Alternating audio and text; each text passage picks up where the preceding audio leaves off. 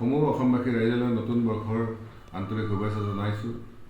আশা ৰাখিছোঁ নতুন বছৰটোৱে সকলোৰে বাবে শান্তি, সম্প্ৰীতি আৰু ভাতৃত্ববোধ সুদৃঢ় কৰিব। যোৱা 29 তাৰিখে অসম চৰকাৰ, ভাৰত চৰকাৰ আৰু কেন্দ্ৰীয় চৰকাৰৰ মাজত বহু আকাংক্ষিত আলফা আৰু চৰকাৰৰ মাজৰ শান্তি চুক্তি সম্পাদিত হয়।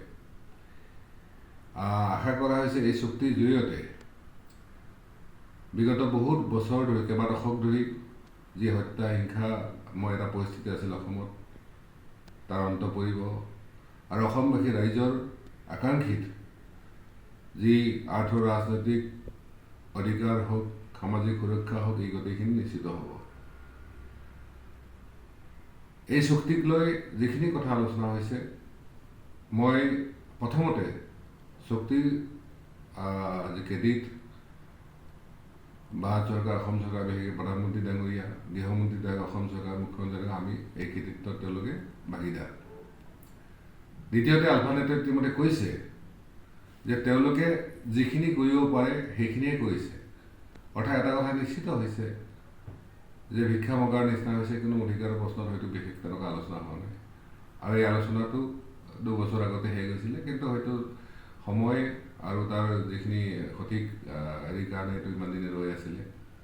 মই এই চেগতে আলফা নেতৃত্বক শুভেচ্ছা জনাইছোঁ আৰু বিশেষভাৱে এইখিনি দিনত আমি স্মৰণ কৰিব বিচাৰিছোঁ যে বিগত এই আলফা আন্দোলনৰ সময়ত বা আলফা মুভমেণ্টত যিসকল লোকে শ্বহীদ হৈছিলে, প্ৰায় 15,000তকৈ বেছি অধিক শ্বহীদ হৈছিলে, আৰু তাৰ লগতে অসমৰ লাখ লাখ সাধাৰণ ৰাইজ যি আলফা মুভমেণ্টৰ কাৰণে ভুক্তভোগী হৈছিল, বহুতে জেল হৈছিল, জৰিমনা হৈছিল, বহুতৰ নিজৰ পৰিয়ালৰ লোকক হেৰুৱাব লগা হৈছিল। কিন্তু অসমৰ ৰাইজৰ নিচিনাকৈ আমিও এটা কথা, যিহেতু আমি এই মুভমেণ্টৰ পাৰ্ট আছিলে, এটা কথা আমি ক্লিয়াৰলি ক'ব বিচাৰিছোঁ যে হয়তো অসমৰ ৰাইজে যি ধৰণে আশা কৰিছিল সেইধৰণে নহ'ল। গতিকে এই চেগতে মই অসমবাসী ৰাইজলৈ অনুৰোধ জনাইছোঁ, তেওঁলোকে যাতে আলফা নেতৃত্বক ক্ষমা কৰি দিয়ে। কাৰণ আমিও আশা কৰিছিলোঁ এই নেতৃত্বক লৈয়ে আমিও জীৱন উৎসৰ্গিত কৰাৰ কাৰণে আমি দায়বদ্ধ আছিলোঁ। কিন্তু আপোনালোকে এতিয়া নিজেই দেখিলে তেওঁলোক কিমান অসহায়, তেওঁলোক কিমান সক্ষম ব্যক্তি। কাৰণ এতিয়া তেওঁলোকে নিজে বচাৰ কাৰণে বা তেওঁলোকে হয়তো কিছু কণ্ডিশ্যন আছিল, যাৰ কাৰণে তেওঁলোকে আহি আলোচনা আগভাগ লৈছিল, গতিকে সেইখিনি তেওঁলোকে ফুলফিল কৰিছে। লগতে মই অসম ভাৰত চৰকাৰক এটা কথা আলফাৰ কৰ্মীখিনিৰ ফালৰ পৰা ক'ব বিচাৰিছোঁ যে তেওঁলোকৰ সংস্থাপনৰ যিটো পলিচি আজিৰ দিনত যে 4 লাখ টকা, 2 লাখ টকা তেওঁলোকে দিয়ে আৰু 2 লাখ টকা লোন দিয়ে। ইতিমধ্যে আমাৰ NDAP-ৰ বহু সদস্যবিলাকে তেওঁলোকে লোন লৈ পিনে ধাৰত পথ গৈ আছে। গতিকে তেওঁলোকৰ 2 লাখটো নাপালে আৰু চৰকাৰৰ পইচাখিনি সদব্যৱহাৰ কৰিব নোৱাৰিলে। গতিকে মই ভাবোঁ এই 4 লাখ টকাৰ সলনি তেওঁলোকে যে 5-10 লাখ টকা এটা পেকেজ দিলেহেঁতেন আৰু এই ল'ৰাখিনি এটা স্কিল বা তেনেকুৱা ধৰণৰ উদ্যমিতাৰ ট্ৰেইনিং দিলেহেঁতেন, দি কিনে যদি সংস্থাপনৰ ব্যৱস্থা কৰিলেহেঁতেন, তেতিয়াহ'লে নিশ্চিতভাৱে তেওঁলোকে সামাজিকভাৱে সন্মান সহকাৰে জীয়াই থকা সুবিধাখিনি পালে হয়।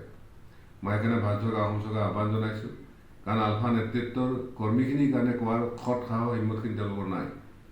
গতিকে মই আপোনালোকৰ জৰিয়তে, মিডিয়াৰ জৰিয়তে মই এইখিনি কথা আহ্বান জনাইছোঁ আৰু নিশ্চিতভাৱে এইখিনি আনুষ্ঠানিকভাৱে আমি চৰকাৰক অৱগত কৰিম।